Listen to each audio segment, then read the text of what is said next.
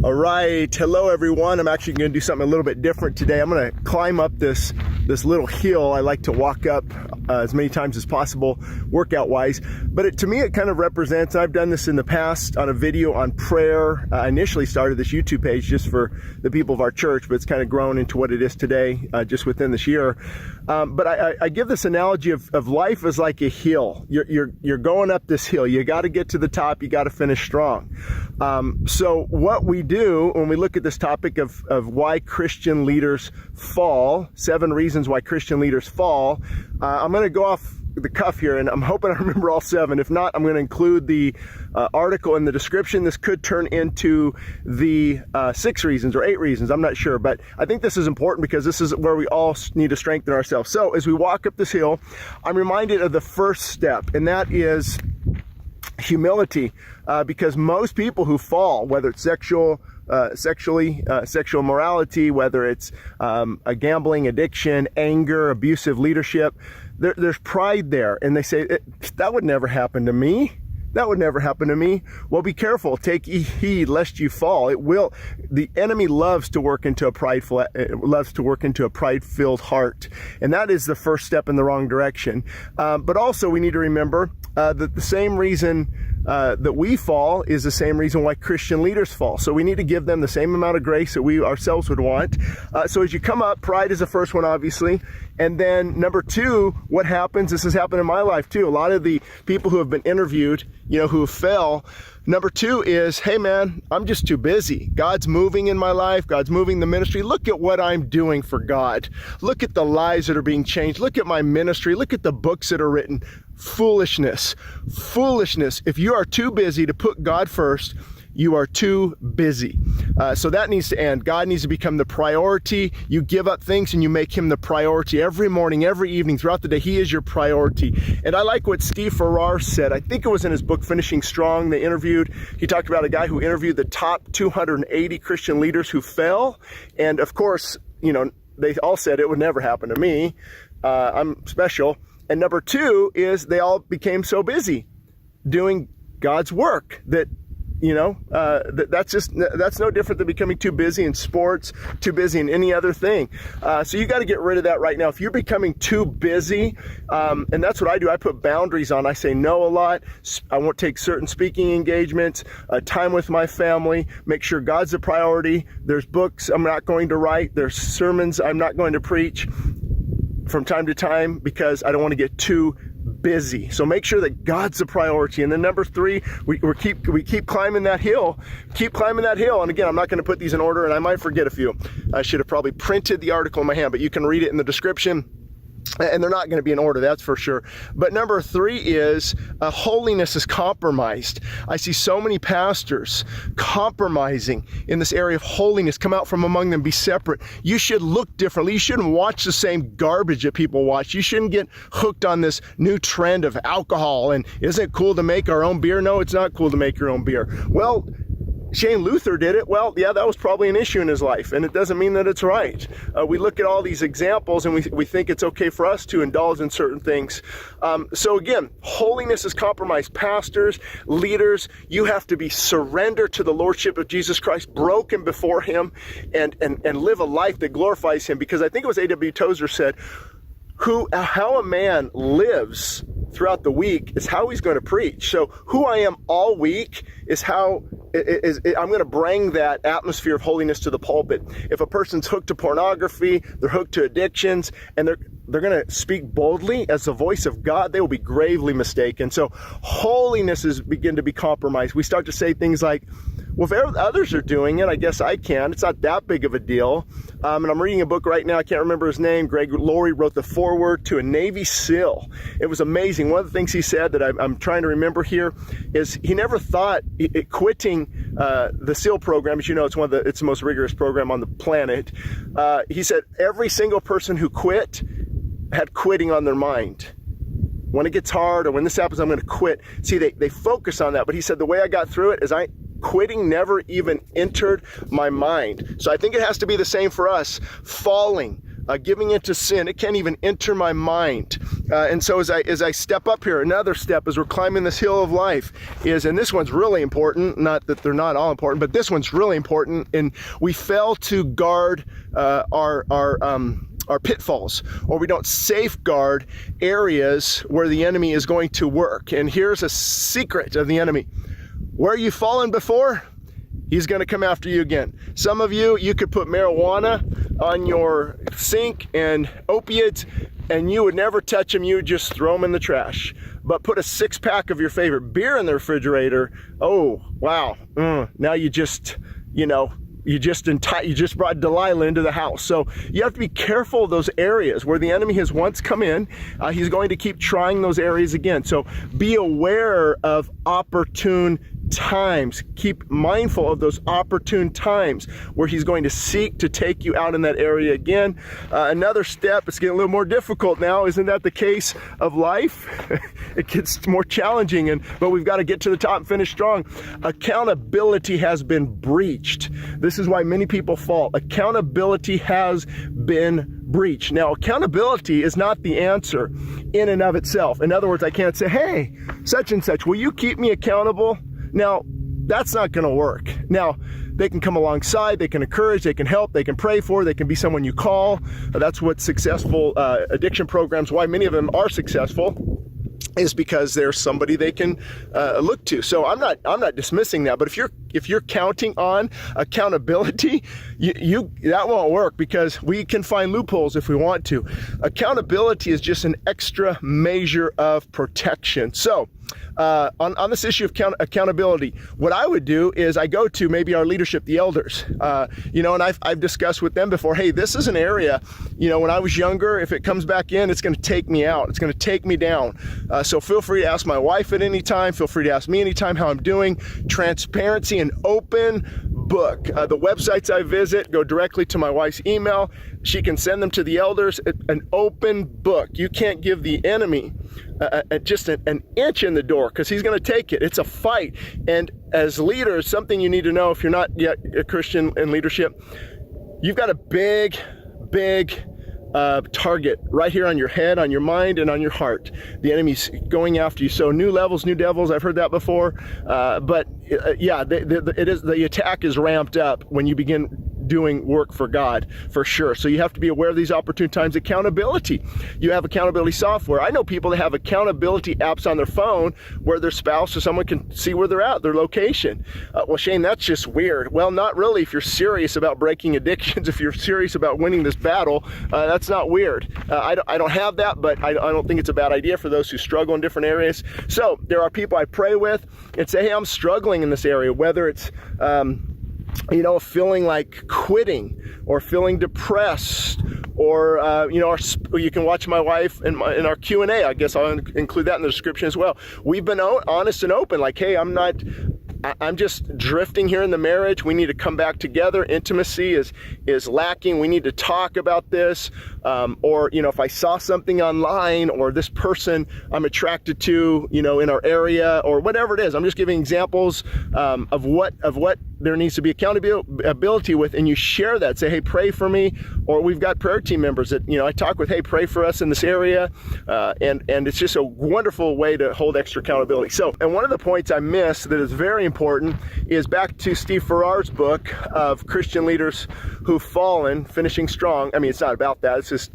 He talks briefly about it. One of the studies found that 80% of people who fell into sexual sin, leaders, counseled the opposite sex, primarily men, of course. So 80% of those who fall end up counseling, which spending time with, investing in, getting to know the opposite sex. Boom, big pitfall, not a good idea. If you are attracted to someone, or if the potential is there, you bring in your spouse, you bring in another person, you do two of you counseling if you need to, or give them to somebody who is skilled in this area, maybe an older adult who can work one-on-one with this person, or bring in their spouse as well. So this is just the obvious. It's a big red flag. What happens is, when that person is coming to you for counseling, they're distant from probably their spouse. If they're single, they're probably looking at you to conquer.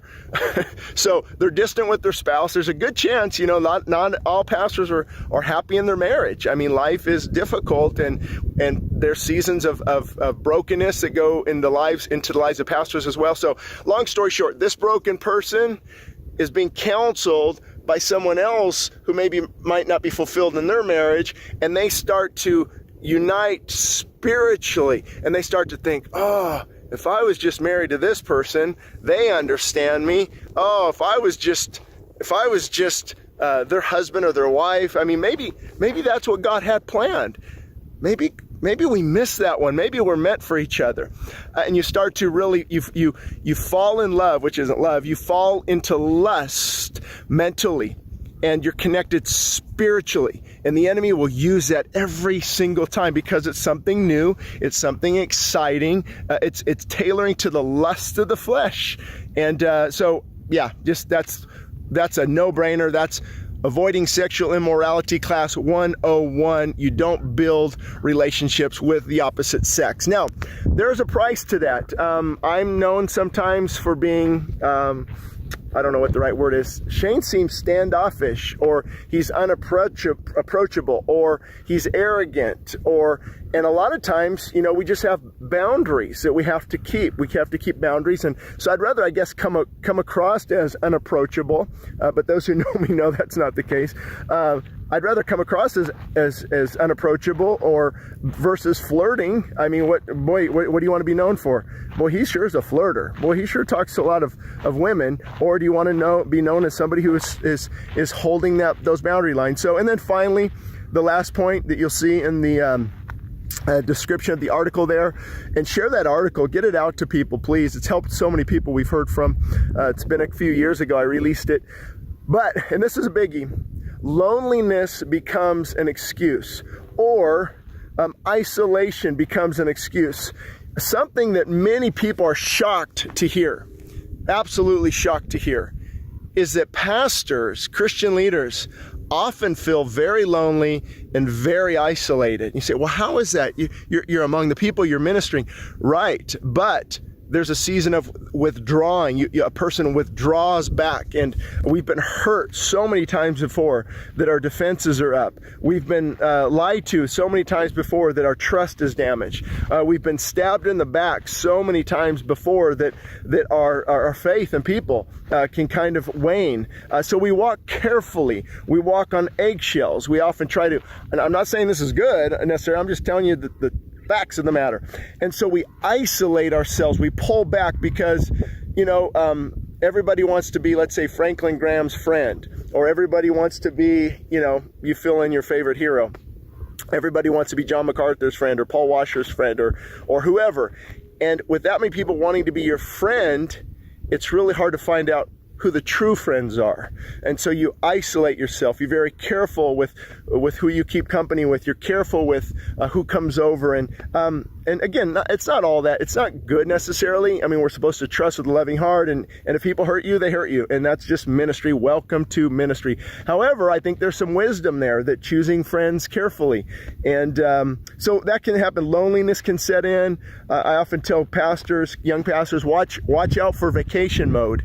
And what I mean by that is idle hands are used of the enemy, because when you're taking time off and you're just sitting around and nothing to do, the enemy will give you something to do right up here. And often, with David was a good example. He should have been out at war with the kings, but he was at home when he should have been out. And so the more you stay busy, the more you stay active, the more you will be able to fight this temptation to go into temptation, because you're lonely, you're bored. Actually, addiction ministries have this acronym, HALT, HALT, hungry. You're hungry, you're alone, hungry, alone, or angry. I guess those will both work. Hungry. I'm going to use anger though. Hungry, angry, lonely, and tired. Ooh, when those four things knock at your door, and they've knocked at my door before, watch out, because the enemy is right there ready to open the door and show you right back in to the house of temptation. So we've got to have our guards up. There's a lot at stake. Testimonies are at stake. Many men I've looked up to over the last 20 years in mega church pastors who have fallen. Some have endorsed my books. And I just take the approach is, if it wasn't for the grace of God, there go I. The same sin that's in them is in me. The same opportunity to sin is in me. We need to get off this higher than you, not higher than you, but more knowledgeable than you approach, or that would never happen to me, or I'm better off spiritually than you are. And be careful. God, the enemy is working in pride, and God works in humility. Actually, a scripture that always comes to mind, to my mind anyway, is God will resist the proud, but he gives grace to the humble. That is written to believers as well, you know. God's going to resist those who are proud and arrogant, but he will give grace to the humble. So I hope that helps. I hope that sums up everything on reasons why Christians can fall into sin. But let me leave you with this thought. No doubt many watching this, many have read the article, and have reached out even to me, is you're struggling right now. You're caught. You're possibly caught in something that's not good. You might be addicted to pornography. You might be on the verge of that affair. Let me just encourage you strongly. It is 10 times better for you to expose your sin than to allow God to expose your sin. And what that looks like, you could go to the elder team, trusted people. You got to be careful. And you say, hey, I'm really struggling with this. This is going to take me down if I don't get some help. If I'm just being transparent and honest and open, God gives grace to the humble. But if you say, oh, I've got this, I'm King David mentality, and I'm just going to master this, and no, be careful. Pride cometh before the fall, and it will expose you at some point. The enemy is ruthless. He waits till you're at a pivotal point in ministry. He allows you to get away with certain things, like Russell Moore says in his book, Tried and Tempted. You feel like a cocoon, sheltered. You're allowed to sin. Hey, look, nothing's happening to me. But watch out, because they're waiting for that opportune time. So if you're caught in it, no matter where you're at, it's best to run to God's arms of forgiveness and grace and mercy. And yeah, it's difficult. Tell your spouse, you know what? I've been dabbling in this. I need to be transparent with you. And there will be a fight. There might be some anger, or you go to a trusted friend and you pull out of this sin before it takes you down. You take it down before it takes you down. Like John Owen, the famous Puritan, said, be killing sin or sin be killing you. So I want to leave you with that. If you're trapped in something right now, you're convicted about something right now, break off that relationship that is going to take you down. Break off that habit that is going to take you down. Get accountability software on your phones. I've got stuff that won't even let me go see dangerous sites. And people have told me, oh man, that's a little hardcore. Well, really, that's a little hardcore? Well, I'd say being caught in sin is a little hardcore. Oh man, that's a little extreme to do that. Don't you think, Shane? No, I think we live in extremely dangerous times, and we've got to put up some safeguards. So with that said, repent, confess, pray, and God will begin to rebuild. Again, expose your sin. Don't let your sin expose you. We'll talk to you soon. Thanks.